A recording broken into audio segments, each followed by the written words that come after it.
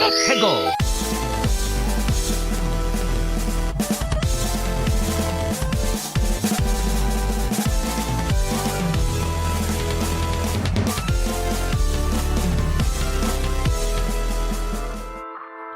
Hello and welcome to another episode of Fair64 with me, your host, Yemmy the Ferret. How's everyone doing today? Hope everyone's doing fantastic.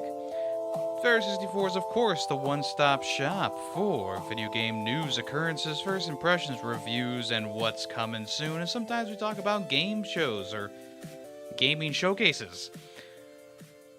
Just a little bit of housekeeping to start it off. I apologize about the last episode. I forgot to delete the desktop audio from my Premiere document. Usually I have music pumping in through my headset to kind of occupy my mind while I talk. Sometimes helps me focus. Whatever. And I didn't do that last episode, but I was watching videos and some of them were unmuted and I didn't realize it because my headphones had turned off after its 15-minute timer, which I knew that had happened, but I totally blanked that the unmuted videos were going to cause a problem. So I do apologize about that. Hopefully everyone enjoyed the episode regardless. So I promise you, or I can try and promise that it won't happen again. Might in the future if I get lazy. I don't know what happened, because usually what I do is I delete the desktop audio from the audio files and the combined file, so I only have the microphone audio.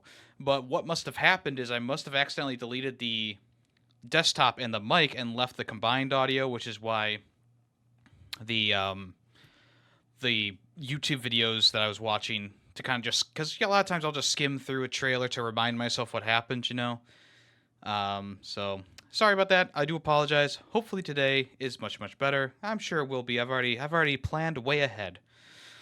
Also, another bit of personal news. I went ahead and we got the parts for a new computer. So I'm trying to get this one recorded and edited before that comes in.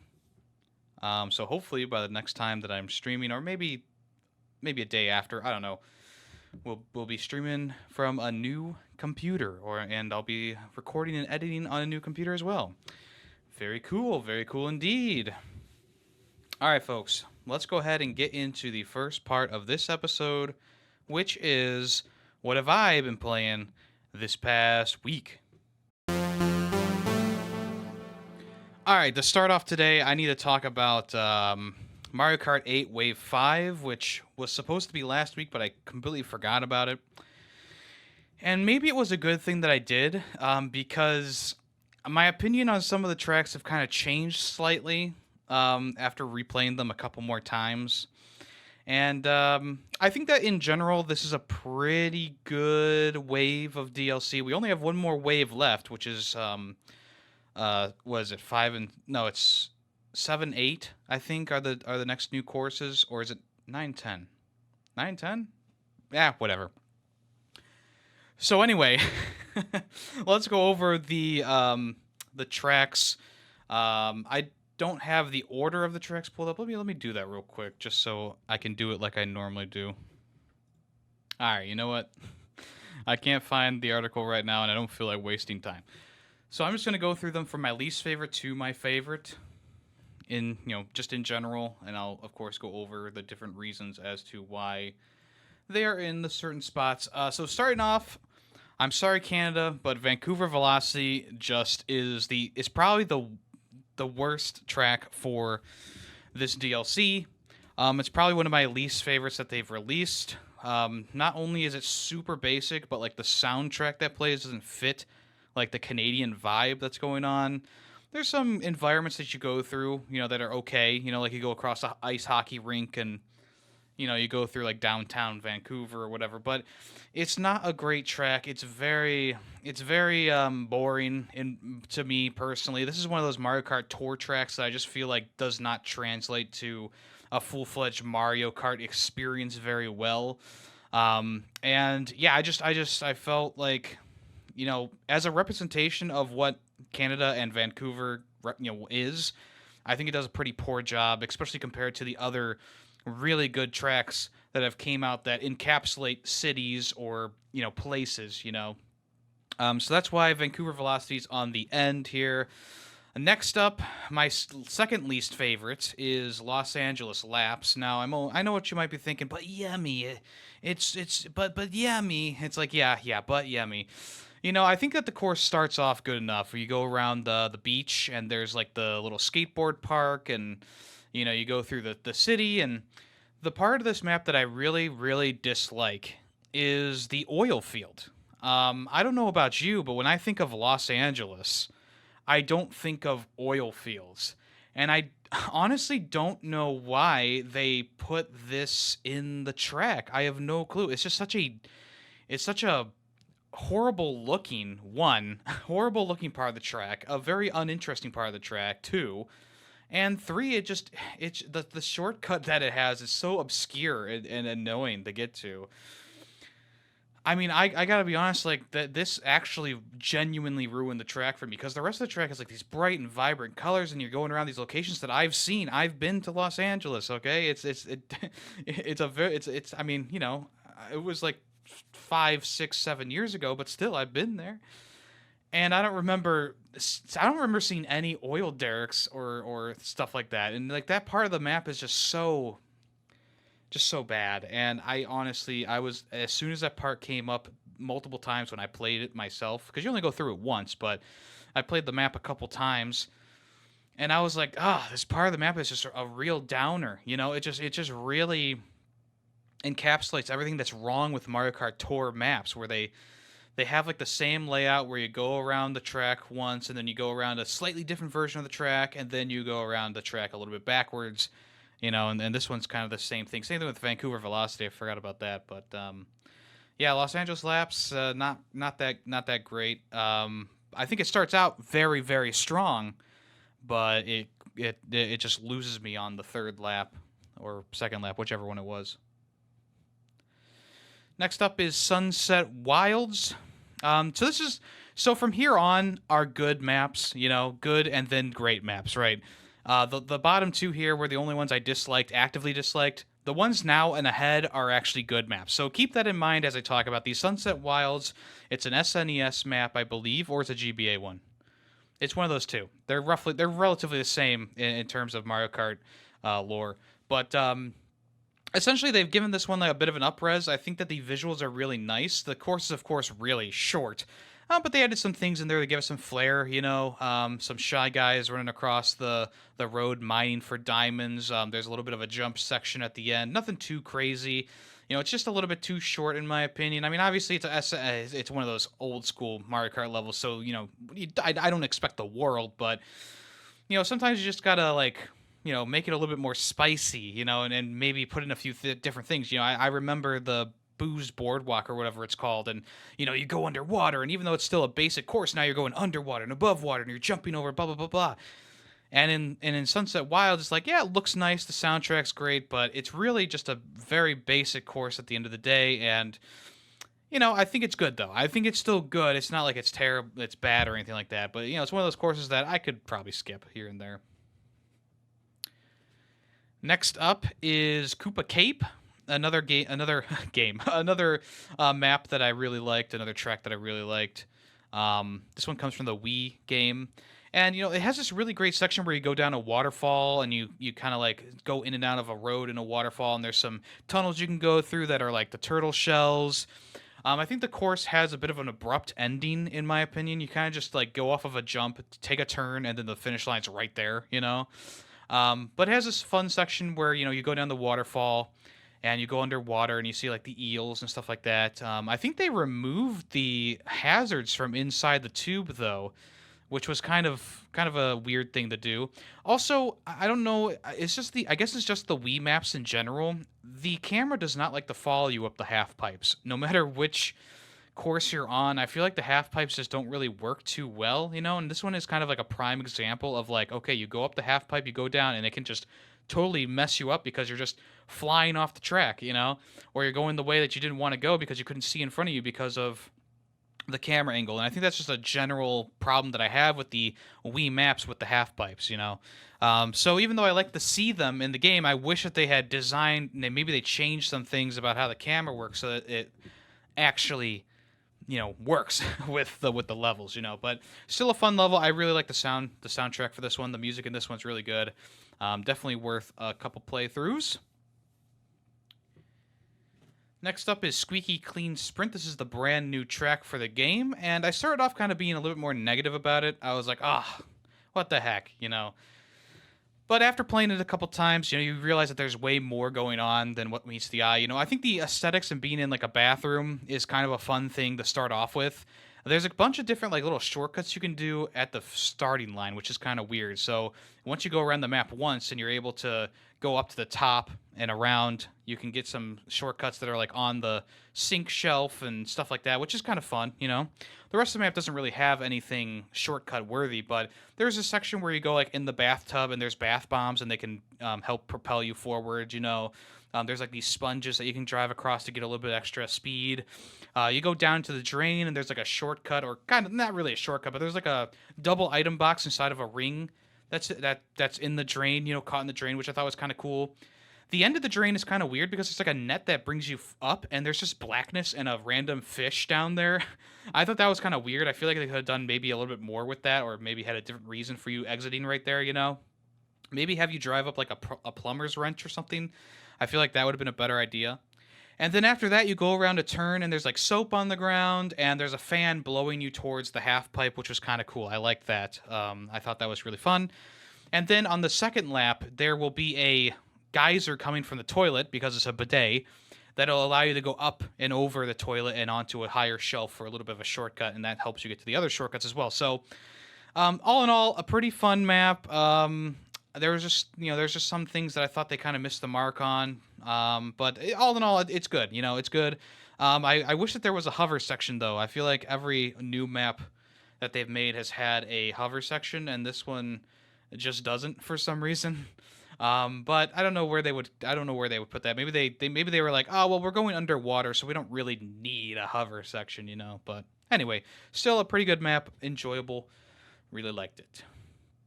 All right, here on out, we have the great map. So we started off with the bad, we went to the good, and really good, I guess. And now we're in the great maps, okay? So now we got Moon View Highway. Moon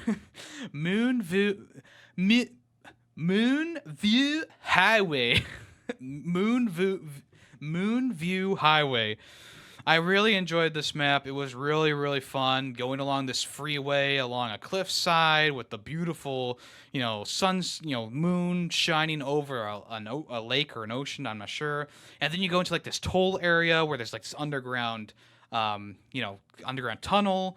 It's so much fun. It's so much fun weaving in and out of these cars. There's tons of boosts everywhere for you to go on and drift around. It's so great. And not to mention, they have these bomb cars that can cause some havoc too, and they drive the opposite direction of the traffic just to mess you up. I really, really enjoyed that. Very fun map. Really, really good map. I really enjoyed my time playing on it. I would say that it's probably one of my favorites of this collection of courses. Definitely one of my favorite like turnpike or highway kind of maps that Mario Kart has done. Definitely recommend playing this one. I really like Moon View Highway. Very good, very good. And then, very surprising, second to the top is Athens Dash. And I know what I was saying earlier about these Mario Kart Tour maps kind of being the same shindig over and over again. Athens Dash kind of still has that, where you go around the track once, then you go around it again in a slightly different way, and you go around it again and take a different way, and sometimes backwards, right? This one does it. I think this one really nails everything about it, right? You have the ancient Roman ruins that you're driving around.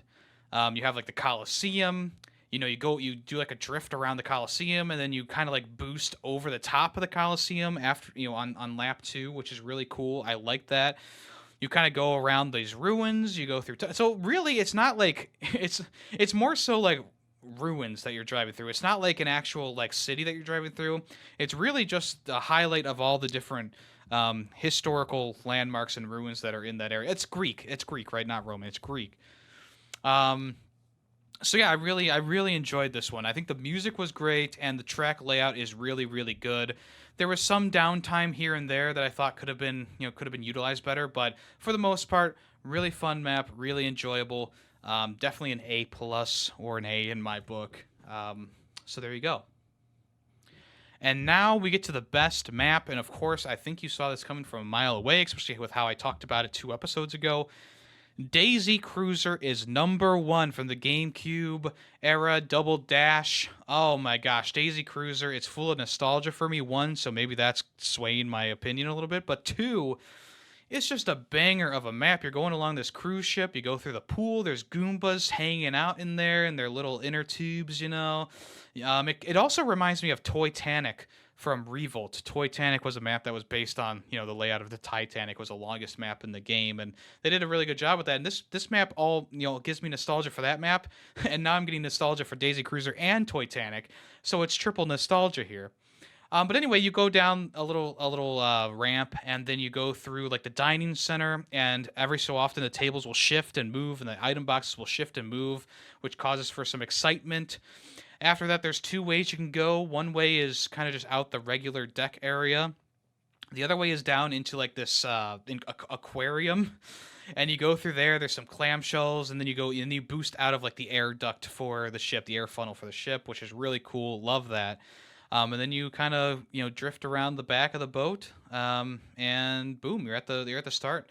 And I think that it's just a perfect layout. I think that it has the right amount of just kind of like chaos that can be put in there. I really like the song that plays.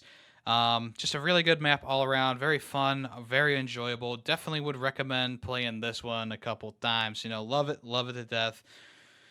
So yeah, this is my favorite. Daisy Cruiser is definitely the best, or my favorite of the maps from this one. So all in all, I think that in general, most of the maps were good to great.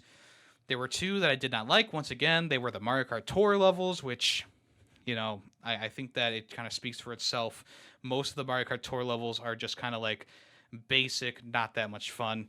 But there are some that really stand out, like Athens Dash and last time, Singapore. No, wait, was it Singapore Sling or whatever? It was one of the tour maps got my first place on that. So just kind of the recap here.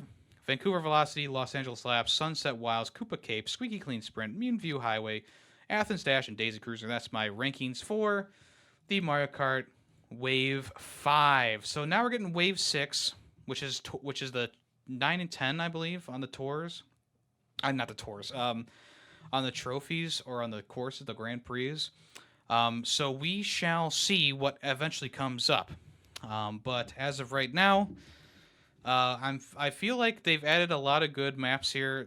Too many tour maps, though. I'm really hoping that the next set either only has like one tour map or like none, because at this point, I just feel like it's just too much at this point. Like the tour maps have been relatively bad the entire time, or just uninteresting. You have a few that are highlights, like Ninja Hideaway, Singapore, whatever from the last one, Athens Dash in this one, the Christmas one from a couple times ago.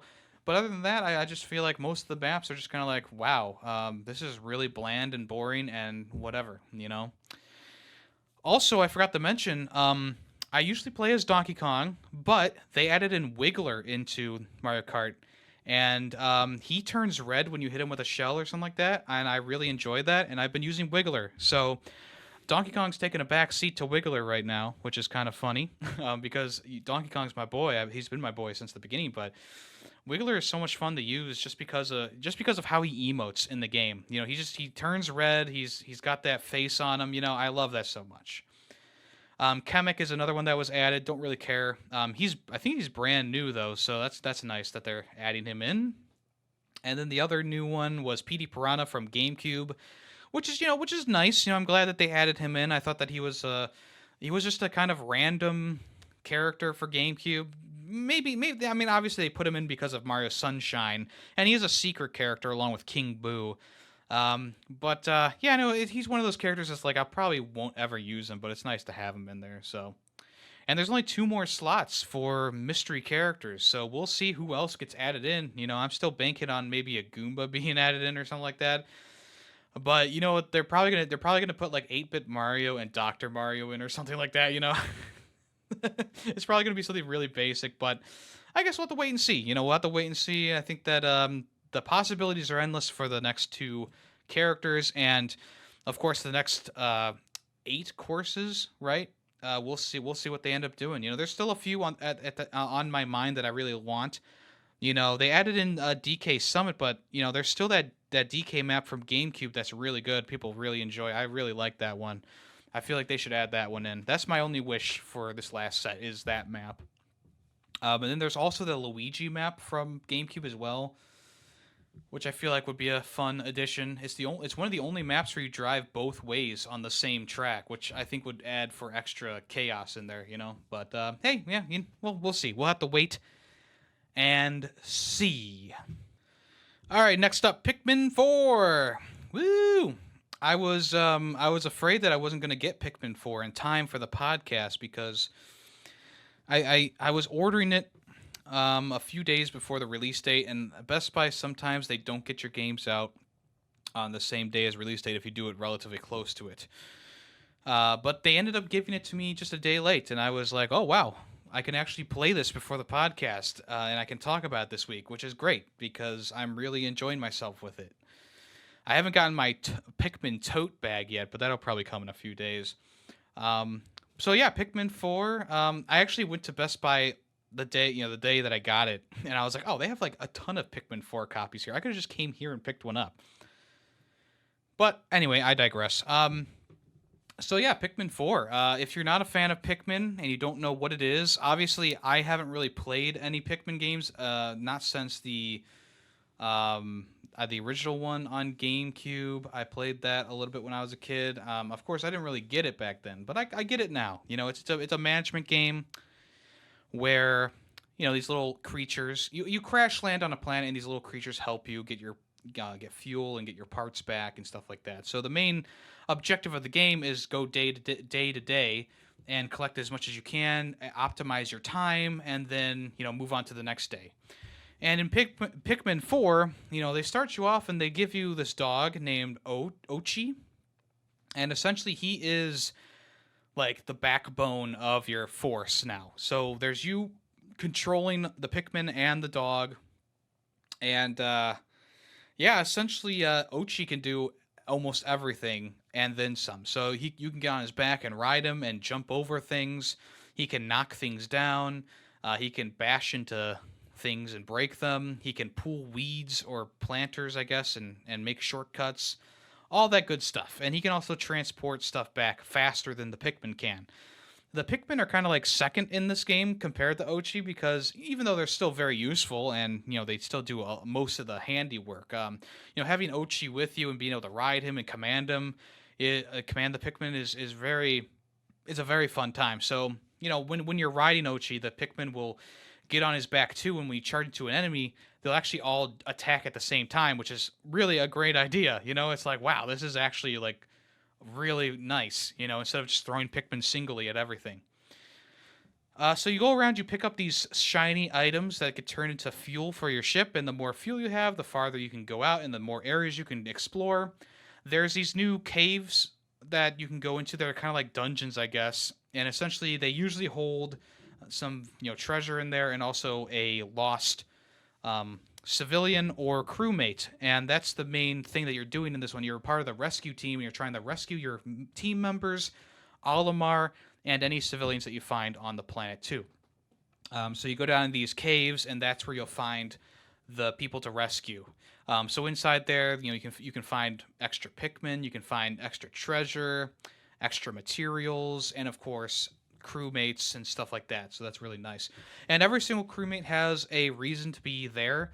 So you find the captain. She gives you new abilities for Ochi. You find the navigator. He allows you to go out during the day and search areas. You find the scientist, and he turns the raw materials that you gather into upgrades and usable items. Like there's this carrot that'll stun enemies for a set amount of time. There's health boosts. There's auto revive, stuff like that. And then I think is that all the people I've found so far? I think I recently found one extra person, but I haven't played the game again to find out what he does. But yeah, there's a whole bunch of stuff that you can do at your main base. Well, not really a bunch of stuff, but there's a good amount of stuff you can do at your main base. But the main crux of the game is going out into the wild, establishing a base, and kind of working towards the next one and getting deeper into the area. And of course, you'll stumble upon things that you can't do, like go past an electric fence or get over this gap or whatever. But eventually, you'll be able to explore vast parts of this world that you're in. And so far, it's just been a very chill and fun time. All the different kinds of Pikmin are there that you could ever want. Regular Pikmin, ice Pikmin, bomb Pikmin, and there's a lot of new. There's a couple new ones as well that I've not seen before. The ice Pikmin can like freeze lakes. The bomb Pikmin do extra damage, stuff like that.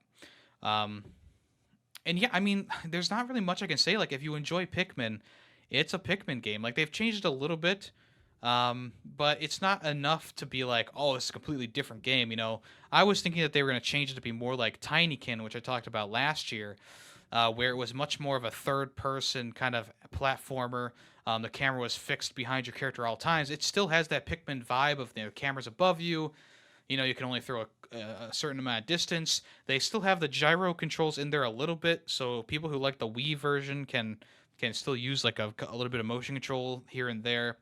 But for the most part, I mean, it's a Pikmin experience. It's what you expect from Pikmin. It's just there's more layered on top of it. There's more caves to explore. There's more to do during the day. There's more items to find. You can build bridges and walls and stuff like that to help traverse the areas with the materials you gather. There's more variety of enemies. There's, the nighttime stuff, which I haven't gotten to yet, so I can't really comment about it, but I know that there's nighttime stuff, which was not in the other games. Everything has to be done during the day right now, and eventually I'll probably get to the nighttime stuff. And, the main thing is finding Olimar, and also your other teammates as well. So far, it's been really fun. I'm really enjoying it. If you like Pikmin, definitely a thumbs up for that one. If you're not a fan of Pikmin, I think it's actually a good place to kind of get going, get started. Because the controls are easy enough to pick up. The idea is easy enough to pick up. And if you have any trouble, there's plenty of tutorials and stuff like that they shove into your face at the beginning. I do feel like there's a little bit, much like with most Nintendo games, I feel like there's too much dialogue at the beginning to set things up. They can't just, kind of let you go. They got to like ease you into it for the first hour and then you can go. So you do have to get through that, but after that, it's just a very enjoyable and just charming experience, and it's definitely one that I would recommend to anyone who has a Switch right meow. Okay, next up is Viewfinder. Viewfinder, this is the game that was on everyone's minds. They actually revealed it during like the Game Awards last year or earlier this year. No, it was last year. And essentially, this is the game where you can take pictures and place them anywhere in your surrounding area, and the picture will show up in real life or in that area, which is a really cool idea. And seeing it in action is awe-inspiring. Like on a technical level, this game is amazing. The puzzles you do with the pictures and stuff like that is just so crazy. It's crazy. It's absolutely insane. It's nutty. There's stuff they do in this game that I was like, what? I was like kind of freaking out inside my mind. I'm like, holy shit, they actually did that. Like, this can actually work. This can do this. And I think the technical aspect of this game is off the walls. Like, this is definitely like, wow. Like, we are here. We did this. Like, this is crazy. Taking a picture for the first time with the camera and then placing that picture on, in an area is like so cool. It's really cool. It actually is. Being able to rotate it and move stuff around, very interesting. And they keep like layering new things on top of each other every single set of levels that you go to. They start off pretty basic, like you can't even take pictures. You're just using pictures that you find in the environment and placing them down. Duplicating batteries with a copy machine and stuff like that. It's pretty basic stuff. And then eventually it gets to like, oh, you can't take pictures of this stuff. This stuff it can't be duplicated. You can't go through these fences. You can't remove them. You gotta try and figure a way around that, and eventually you get to a point where you can duplicate yourself and you can like teleport with the photos, which is also really cool. Like they did such a great job on a technical scale with this game. There's like some pictures that are like retro style, and you can like place them and kind of wander around them. There's paintings you can place down. There's like different art styles all over the place that are really fun. Unfortunately, after like the first area, that stuff kind of like simmers down a little bit. Like there's not as much creativity in the places that you go to, the places that you can go into with pictures. But it was still a really fun time, and I really enjoyed the technical side of things. And here comes the but. But the voice acting and the story is really just uninteresting and bad. The voice acting itself, not good. Very annoying characters in the game. Not the like. There's this cat that you talk to. I don't think he's annoying. I think he's fine.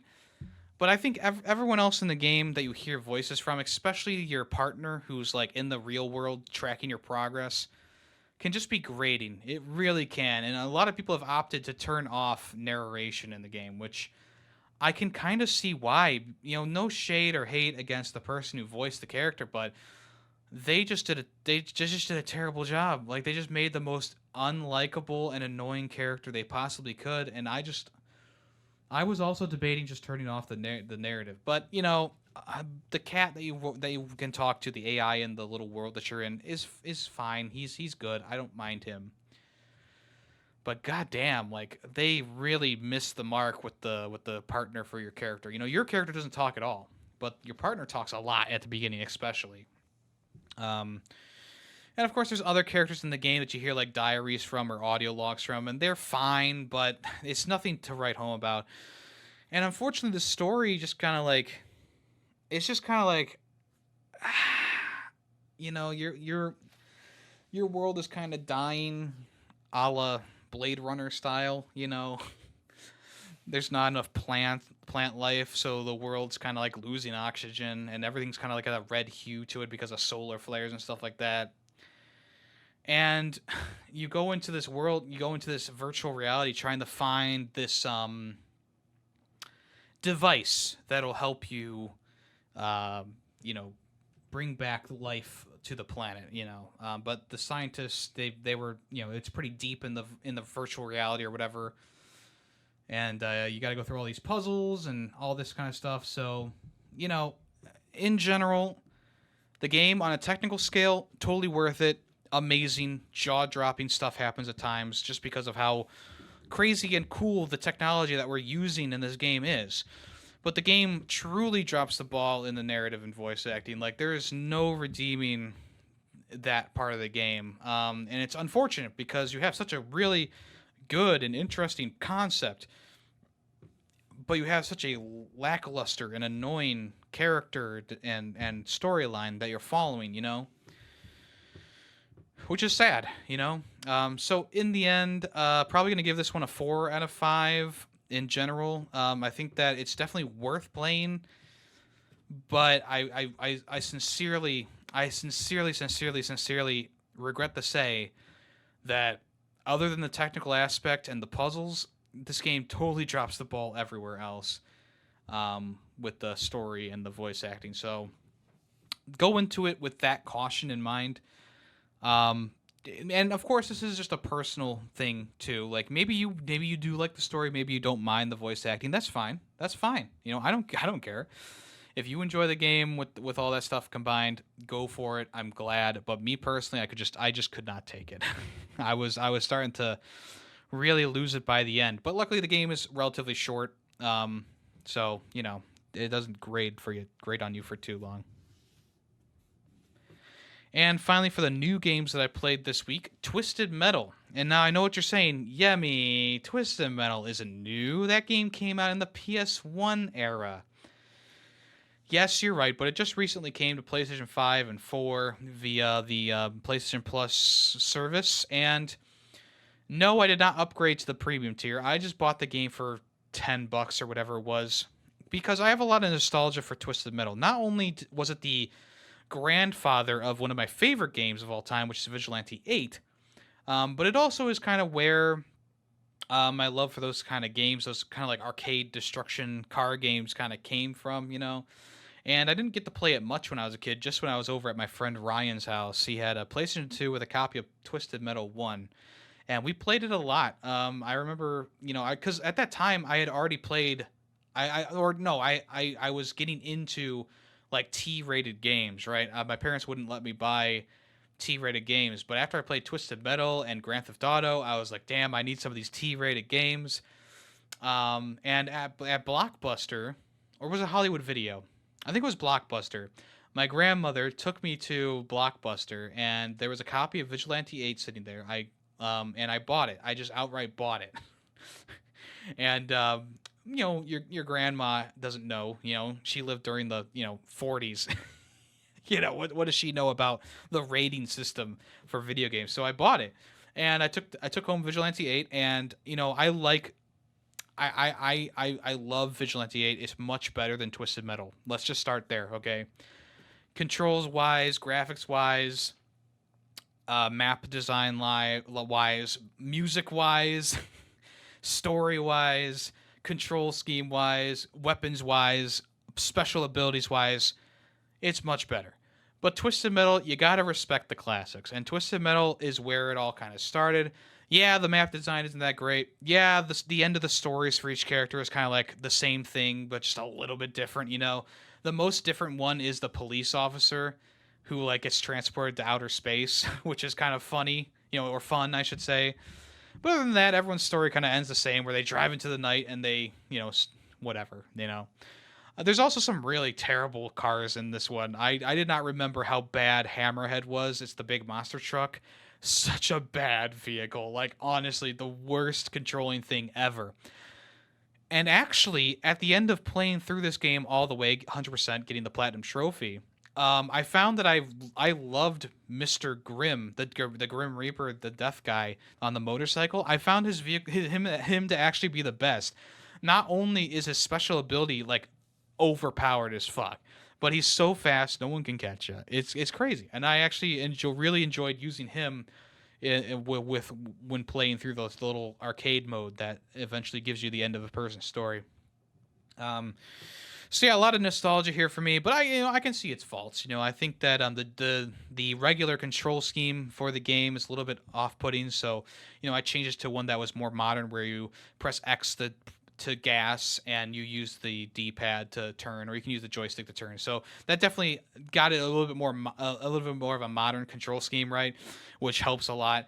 I played through half the game with the original control scheme, so I don't say I didn't try to really really enjoy it. I mean, it works fine for what it is. It's definitely old school, having to press up to go, to go gas wise.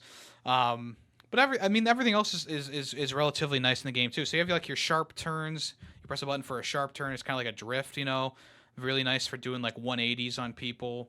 Of course, you switch through your weapons with like L1, and then you use L2 to use your weapons, and you press R2 to use your machine gun. You boost. You can boost into cars and do massive damage. You mostly want to do that with the bigger cars, though. You don't want to do it with the smaller cars. And there's a couple cars in here that I don't like. I already mentioned Hammerhead. Spectre was also like one of the worst in my opinion. And also there was like this secret agent guy, which was a bad car as well. But all the other ones are fine. I enjoyed the other ones.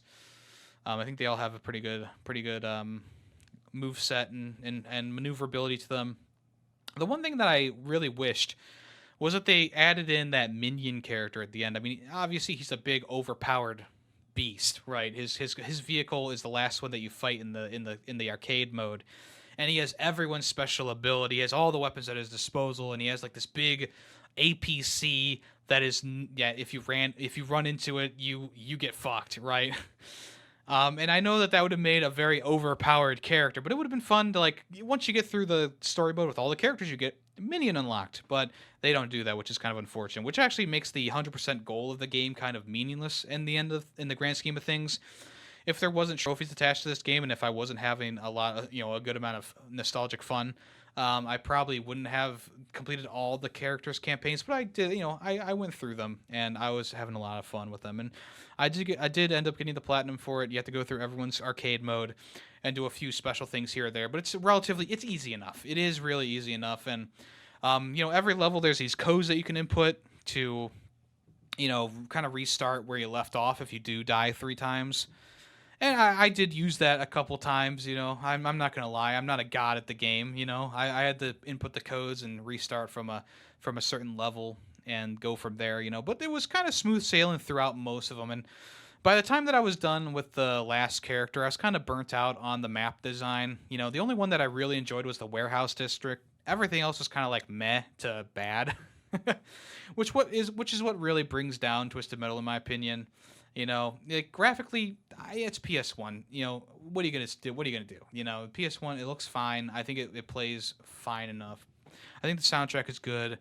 The selection of cars is nice, but the map design it really brings it down. And the end of the stories is just kind of lackluster. It's a still image and then the car driving away, which I kind of wish it was a little bit more. And the only ones that are unique are the police officer and Roadkill. I think Roadkill's is unique, but other than that, it's like everyone else is the same, which is kind of annoying, honestly.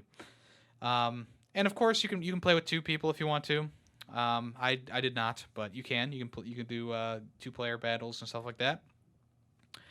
I do know that the second game, I don't have nostalgia for the second game, but I do know that the second game has a couple more characters in it that people really love. Like there's that guy who's like, I think his name is Axelrod.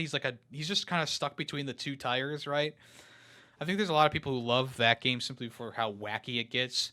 And you can say the same thing about Vigilante 8 Second Offensive, because the first game, the first game has, relatively reasonable characters. There's a van, there's a bus, a school bus, there's a pickup truck, there's a Ford Bronco, there's a truck with a trailer, there's a Jeep, all these regular cars, right? Regular cars.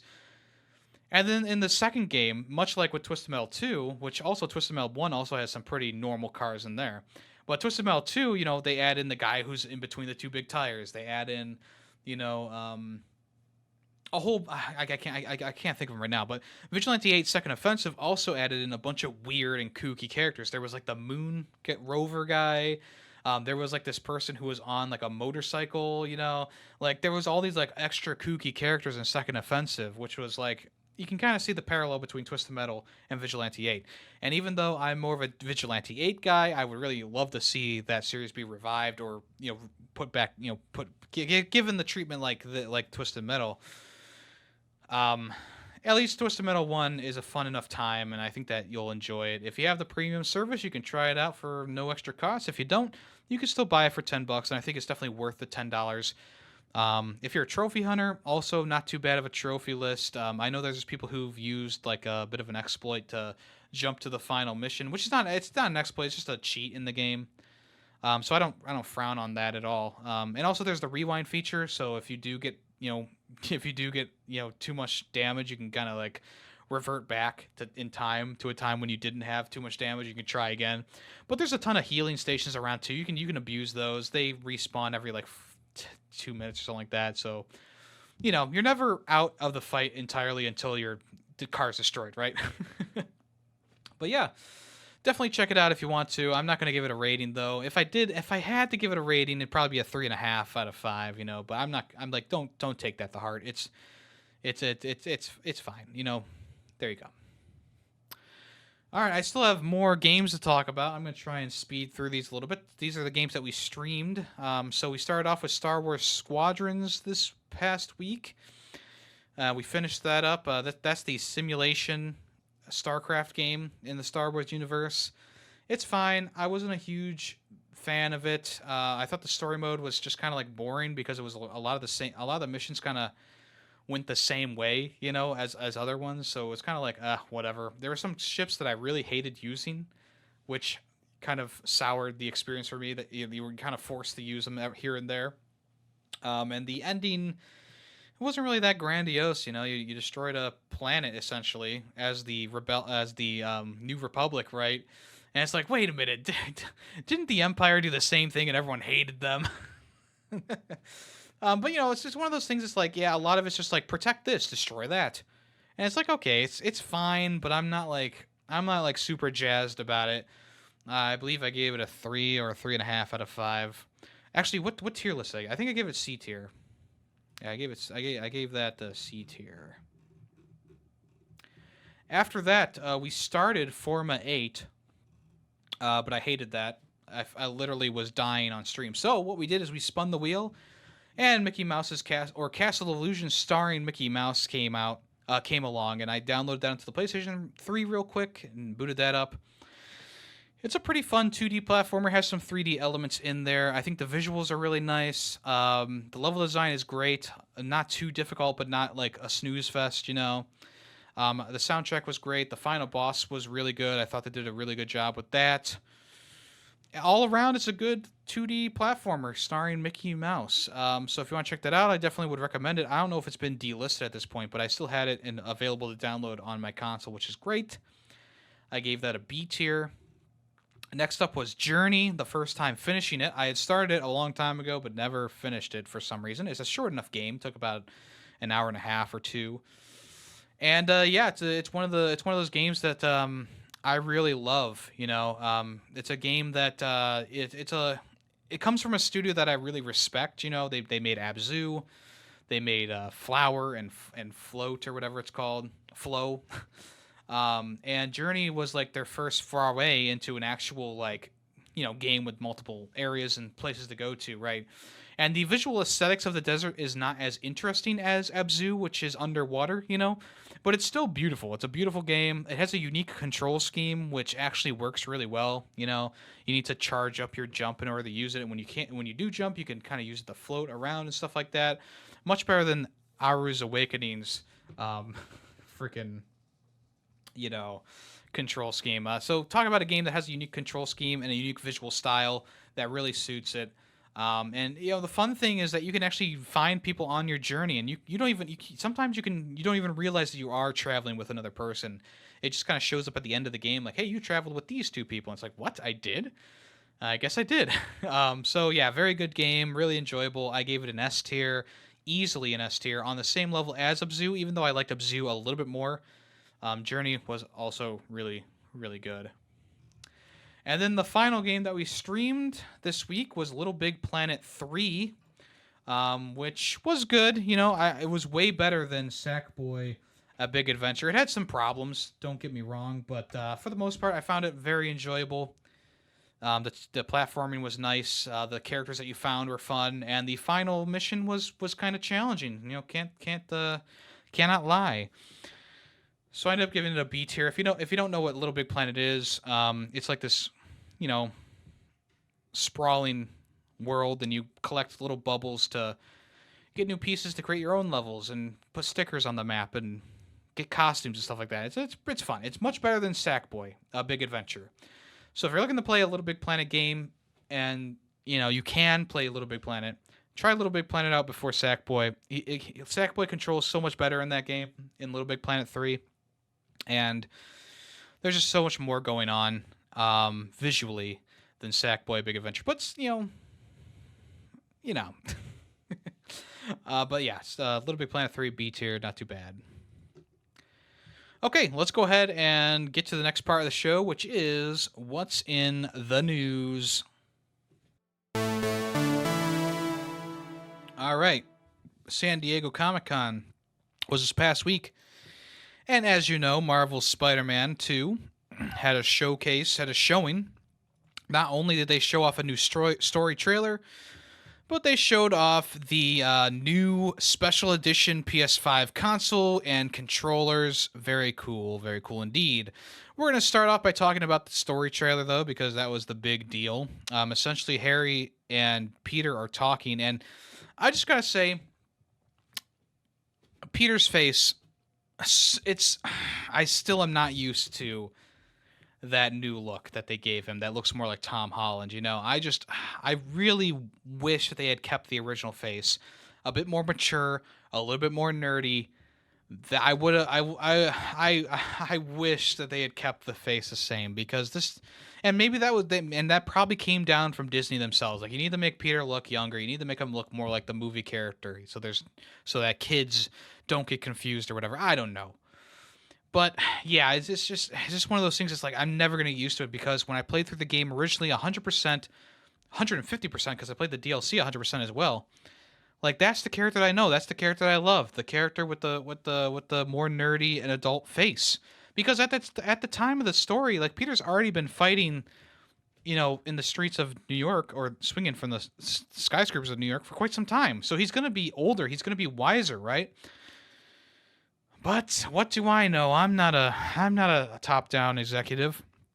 But anyway, we see Harry Osborn and Peter talking, and it seems like Harry is either better, or this is something that's in the past, which also strengthens the idea of Peter taking out Venom early in the game and getting the symbiote attached to him, and Harry somehow is healed by the symbiote and he's fine. Later in the game, it looks like Peter is introducing Harry to his friends like Miles and Mary Jane, who both look really good now, or look, they look good.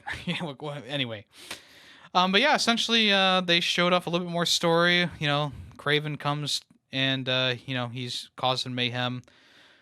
Peter is being taken over by the symbiote in the Venom suit. So, he's having trouble with that, kind of being more violent, And also they revealed that, yeah, you are going to be fighting Venom. But I'm almost wondering if Peter turns into the big Venom kind of guy, and you can control him. I think that would be pretty freaking cool. Reminds me of Ultimate Spider-Man. So if you want to check out this trailer, it's on PlayStation's YouTube channel. It's a very good trailer, kind of really sets the stage for everything. Game's still coming the 20th of October. But it's not coming the 20th of October. This is actually launching prior to the game on September 1st. The PS5 and PlayStation DualSense controller, Marvel's Spider-Man 2 limited edition hardware. So pre-orders will open for this on July 28th if you want to check that out on PlayStation's store. Essentially, you can buy the digital and the disc version of the console with the Spider-Man 2 plates. And also the controller has a nice Spider-Man aesthetic to it as well. You have the Spider-Man logo in the middle. There's a little bit of red on the side, but it's mostly being eaten away by the black Venom that's taking over the controller. Same thing with the console. It's mostly black, but with a little bit of red in the Spider-Man logo, being taken over by the Venom symbiote. And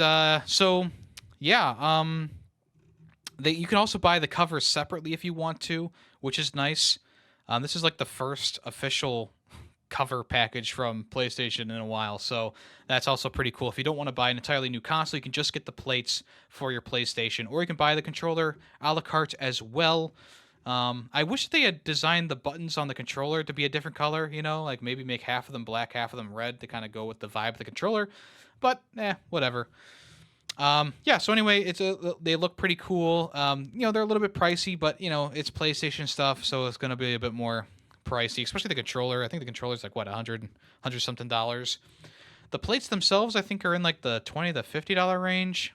And the console itself is, of course, the price of a regular console. I believe you get a digital version of the game if you buy the console, but you can't play it, of course, until the game releases. So, it's not like you're getting early access to the game or anything like that.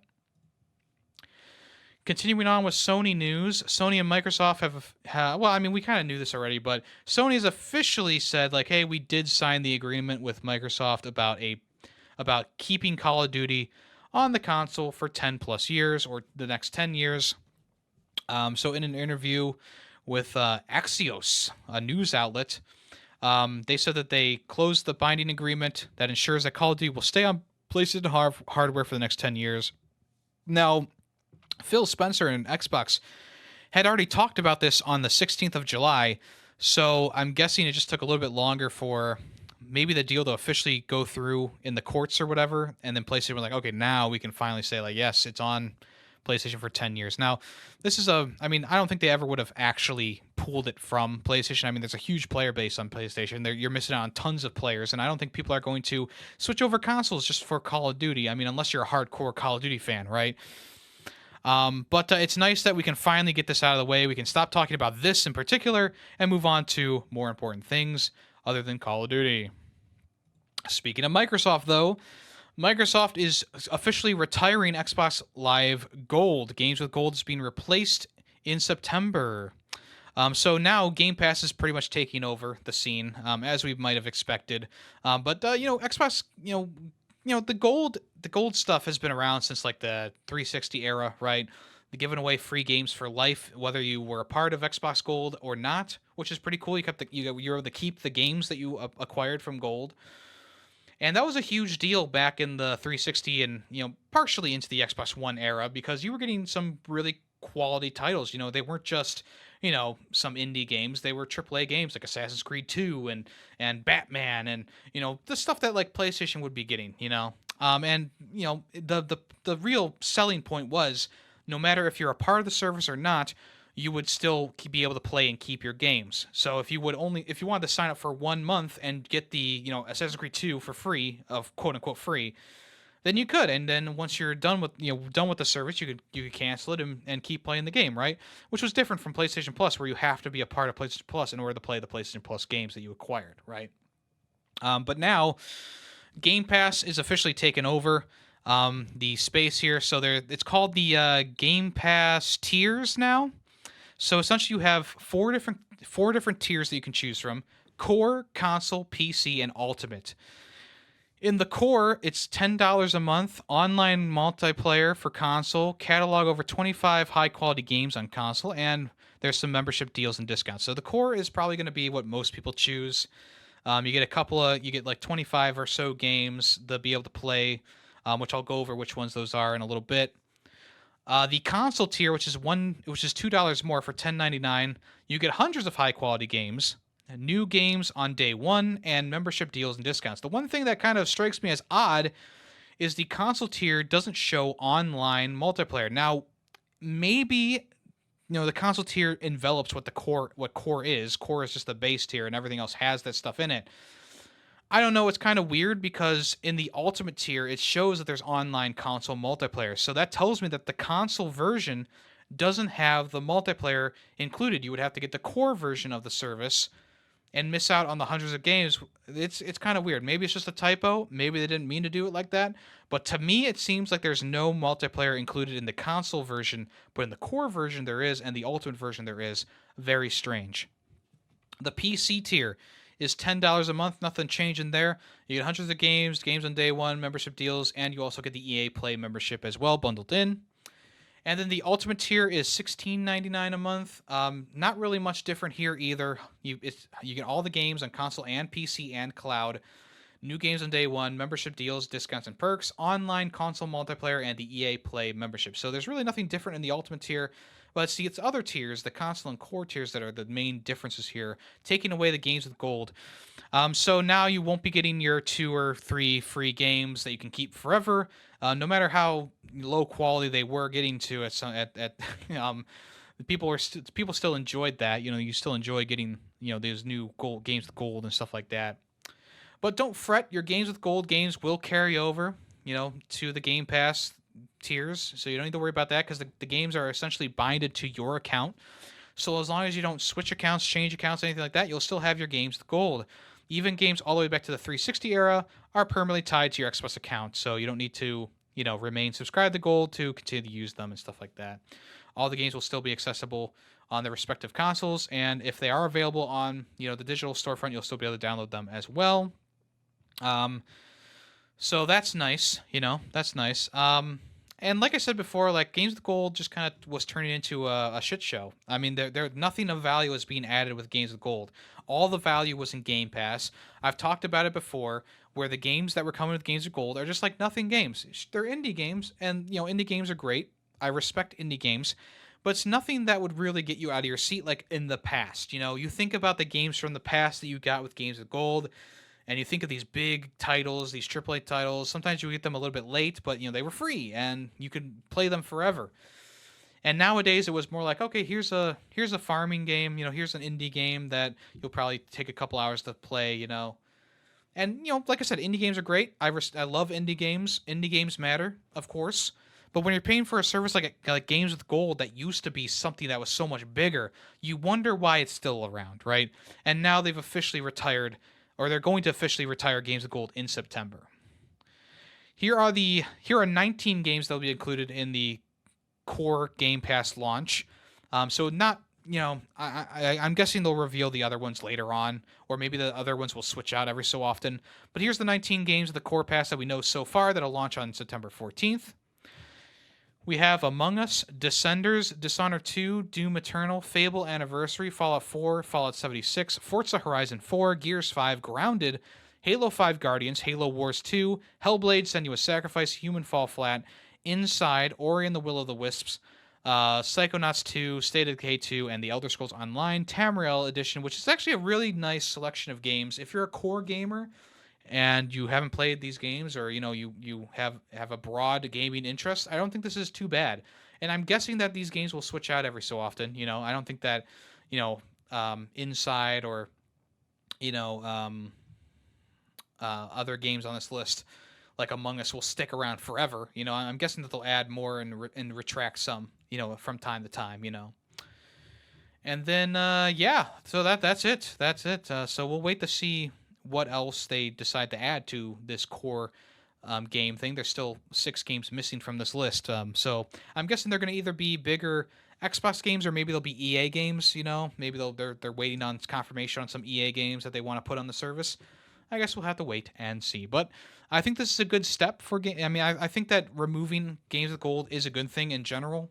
But I do think that people are going to miss having the ability to keep a game for life from the service, even though the games weren't entirely awesome. I think that people will still miss that idea of getting 2 games every month and being able to play them for life because you have Xbox game. You had gold back then, or you had gold in the day.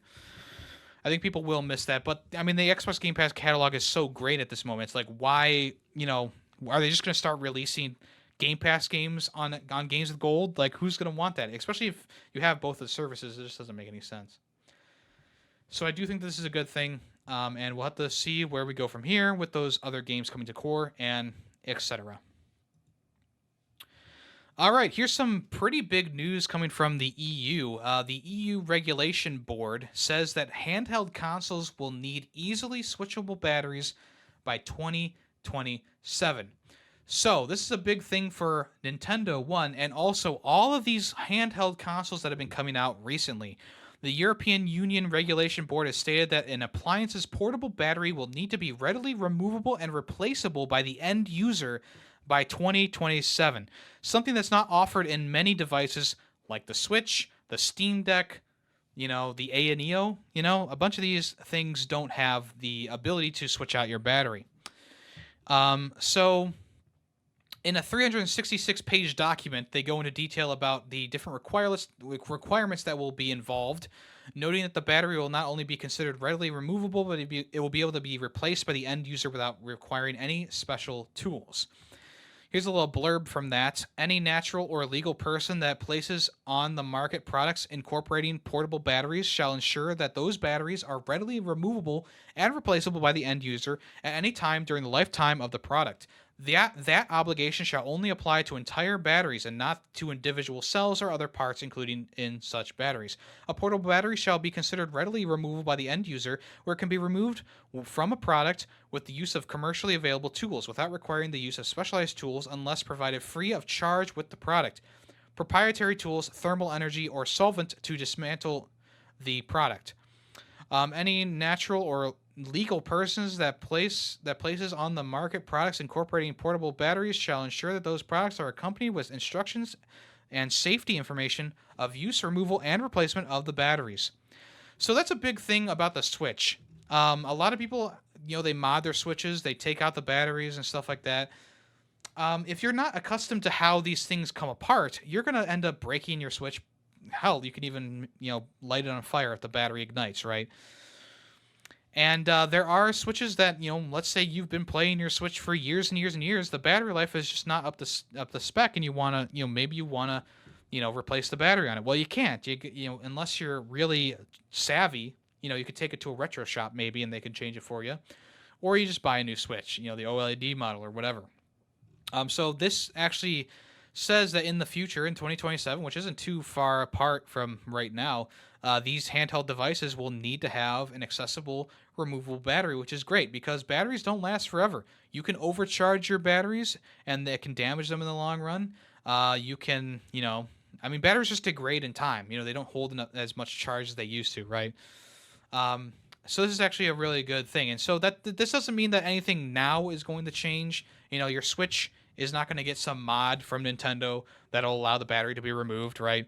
But the new products coming out in 2027 will need to have a detachable back for the battery, and I'm thinking that maybe if Nintendo is designing a console right now, that they would, obviously want to think about that in the future. But I don't think that the next iteration of the Switch will readily have the battery detachable.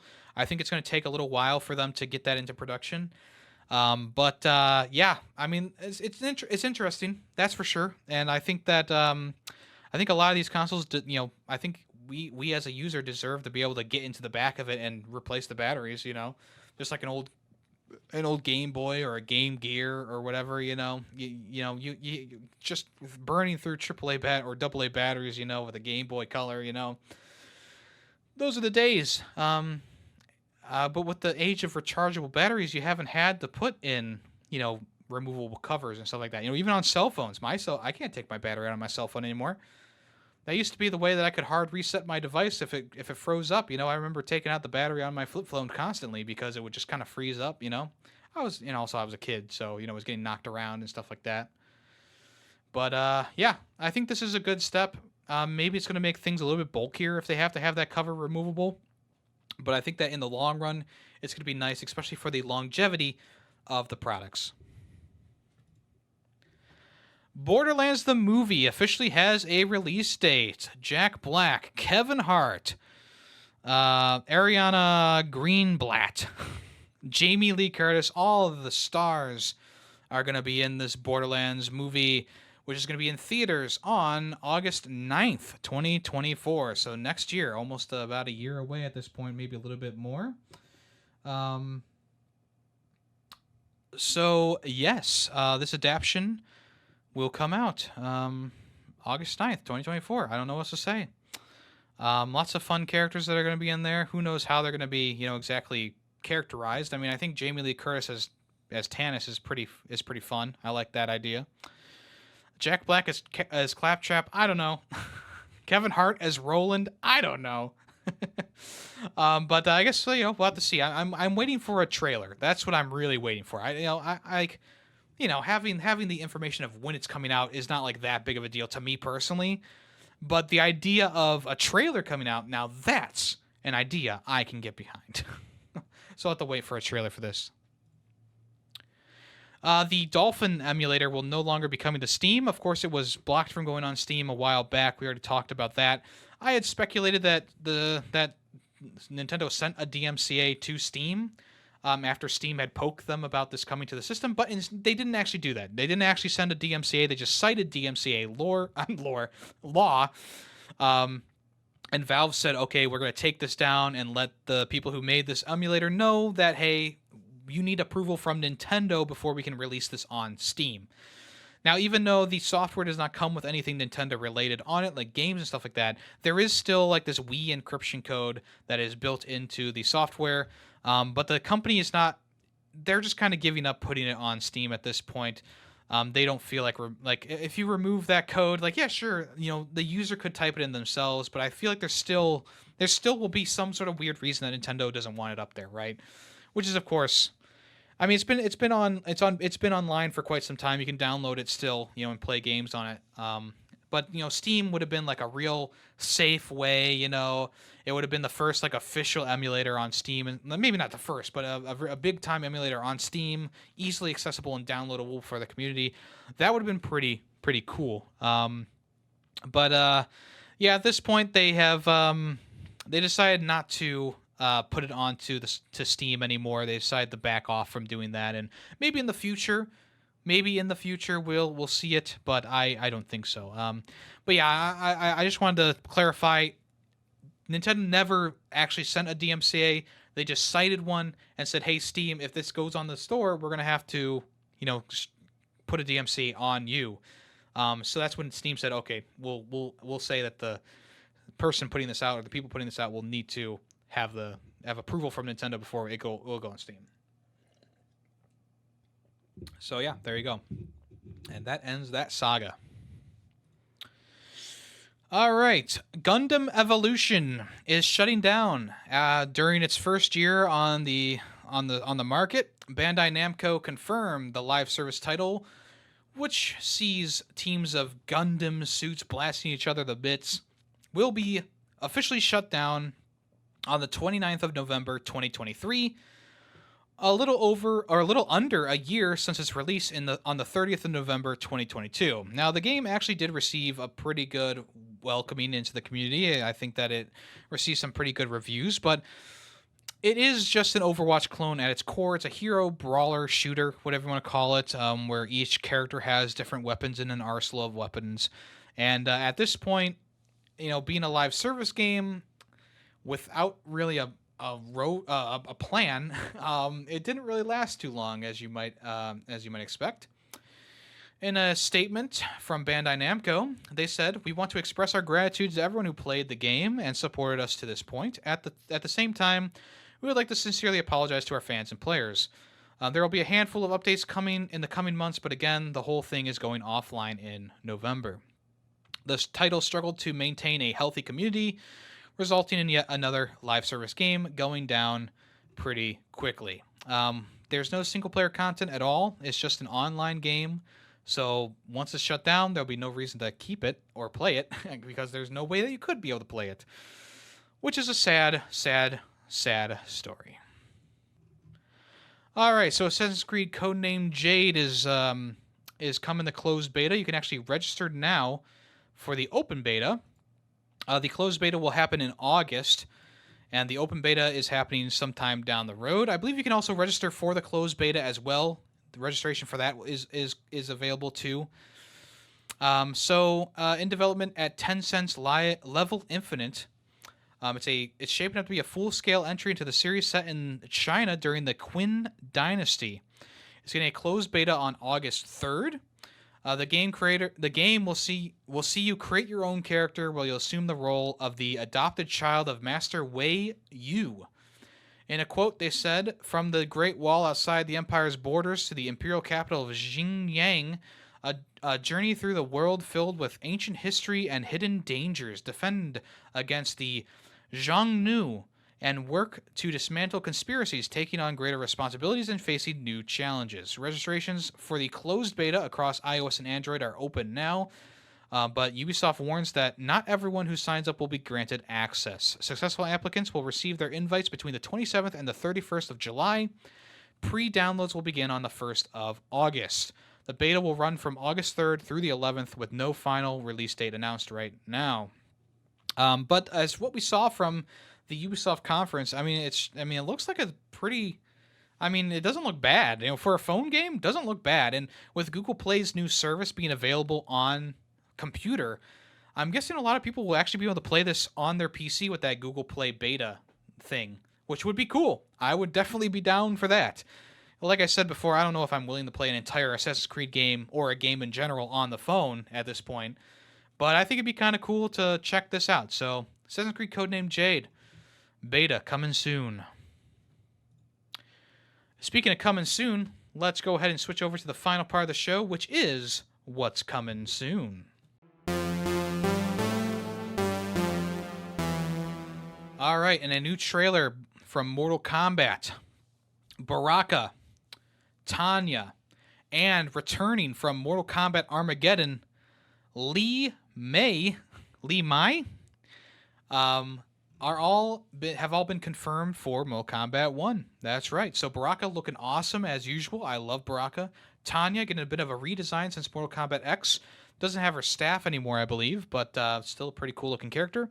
And of course, Li Mai, who was from Armageddon all the way back in the PS2 era, has had quite the redesign done to her. So there's really no, there's really no comparison there. But They're all looking badass. Definitely check out the trailer on Mortal Kombat's YouTube channel. Definitely worth checking out. Especially the final fatality that they showed was probably the best one so far.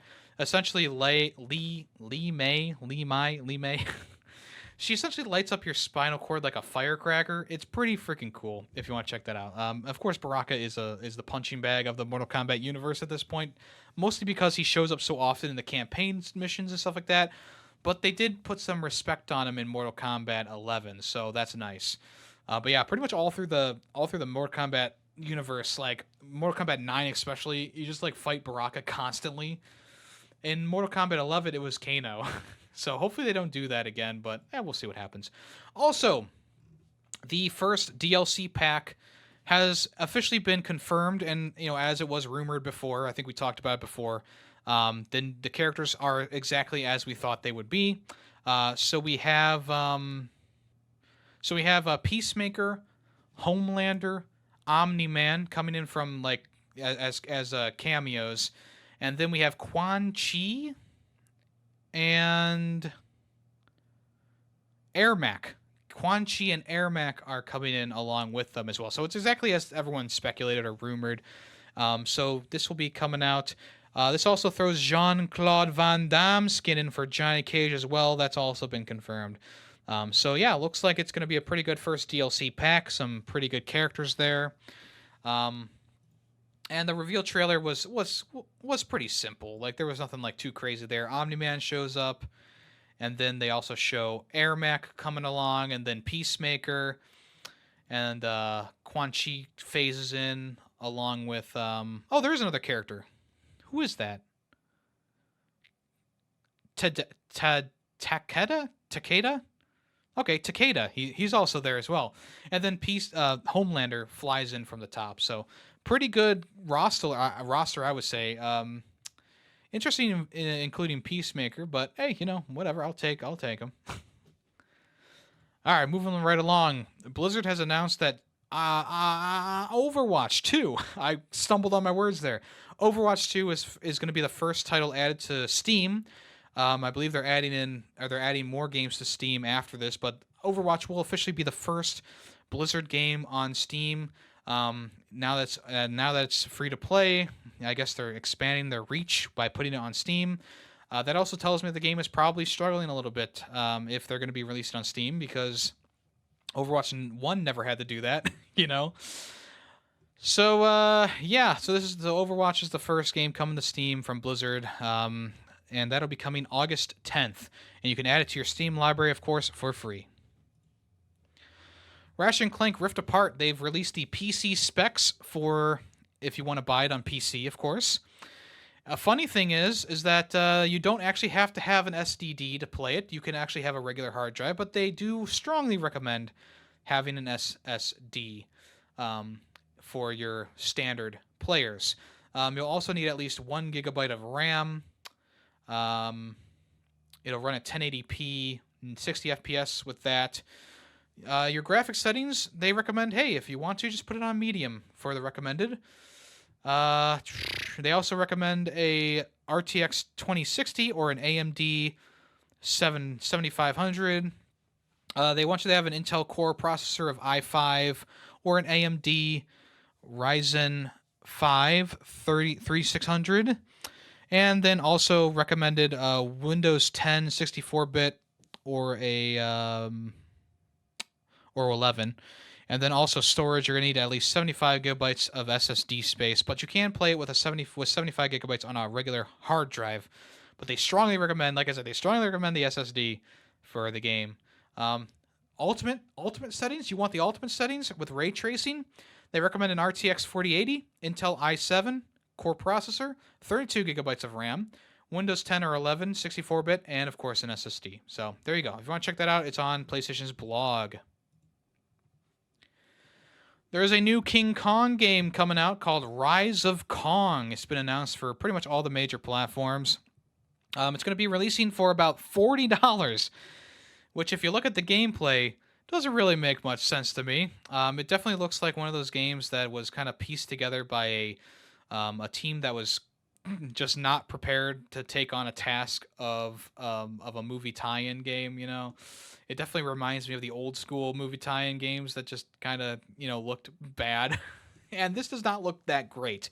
Now, hey, maybe we'll play the game and it will actually be really fun. I don't know.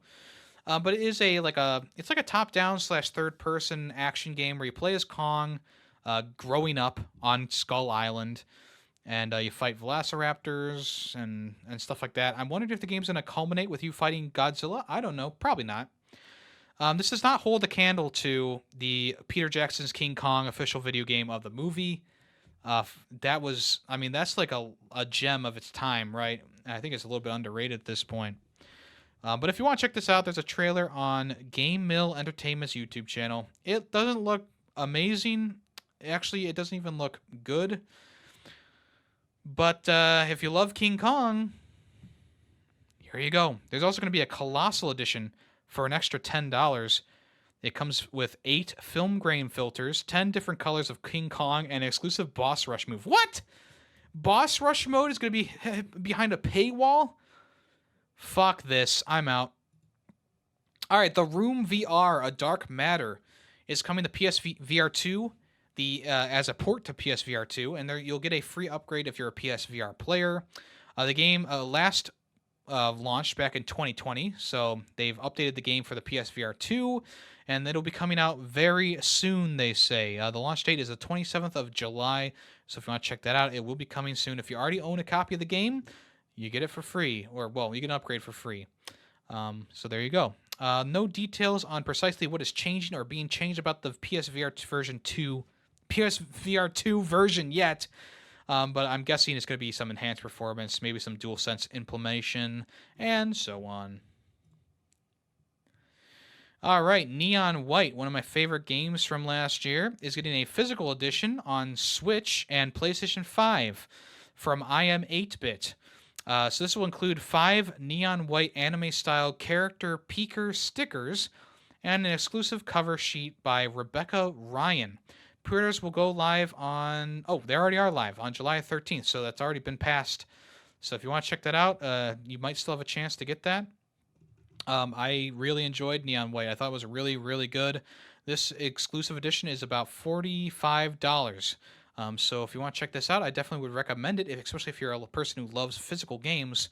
I really love Neon White. The soundtrack, the story, the combat, the action, really, really good. Very, very fun game. Nintendo has a website up for the Famicom's 40th anniversary. Of course, as we all know, the Famicom is the cousin of the Nintendo Entertainment System. So on the website, you can go through all the different games and history of it.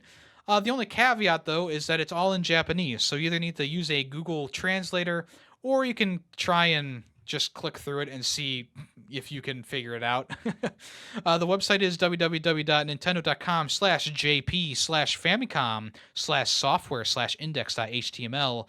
It's a very fun-looking website. I actually really enjoy the look of it. I don't understand anything that's going on. I'm not using Google Chrome right now. But, it shows off all the different things that and what years they released, like Rob, they had Rob, Mario 2, Super Mario 2, Punch-Out, NES Open, F1 Racer, Mother. The entire lifespan of the console here, and you can click on this, or actually, no, you can't click on them. Well, anyway, it does have a lot of information, though, so if you want to check that out, go to that website, have a fun time.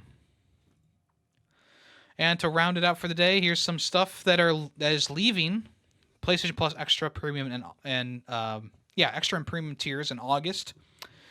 So Borderlands 3, Nidhogg, DCL The Game, Yakuza 0, Yakuza Kiwami 2, Grip, The Crew 2, 8-Bit Armies, and Carmageddon Max Damage are all leaving the service in August. Next up, 6 games coming to Xbox Game Pass between July and August. So we have Marquette, which is available now, Figment 2, Creed Valley, and The Wandering Village on July 20th. July 25th, Serious Sam, Siberian Mayhem. Recommend that one. July 31st, Venba, and on August 1st, Celeste is coming to the service as well. And finally, here are 5 games that will leave Game Pass on July 31st. So, Dreamscaper, Expeditions Rome, The Ascent, Two Point Campus, and of course, Marvel's Avengers Definitive Edition. Marvel's Avengers is being shut down, so of course it's going to leave the Game Pass service, but there you go. Last chance to play any of those games right there. All right, folks. I know this has been a bit of a stretch of a episode. Had a lot to talk about, though. I hope you enjoyed that. Let's go ahead and do the final part of the show, which is guess that song. If you give me the song name and the game that's from are close enough, I'll give you a super reaction in the Discord. And if you say it in the comments of the YouTube, I'll give you a nice thumbs up and a little heart. Let's go ahead and play this episode's song right now.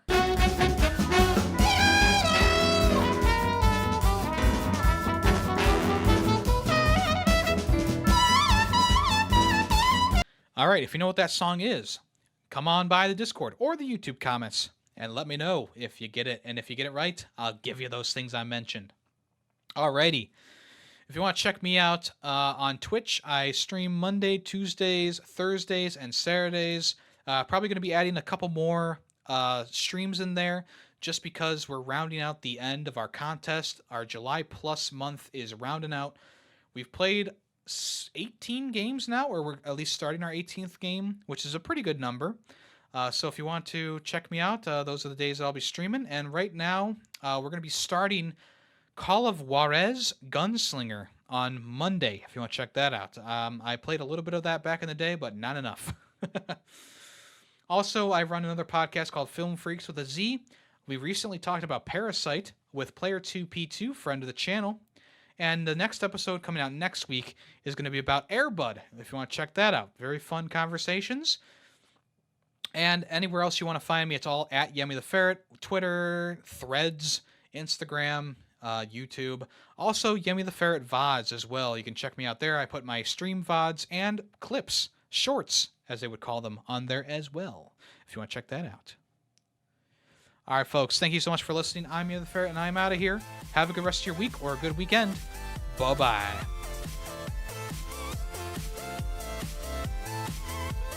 The Ferret 64 podcast is owned and edited by Yemmy the Ferret. The song Nightshade, used in the intro and outro, is owned by Adhesive Wombat. Small sound clips during the podcast were made by Yemmy the Ferret.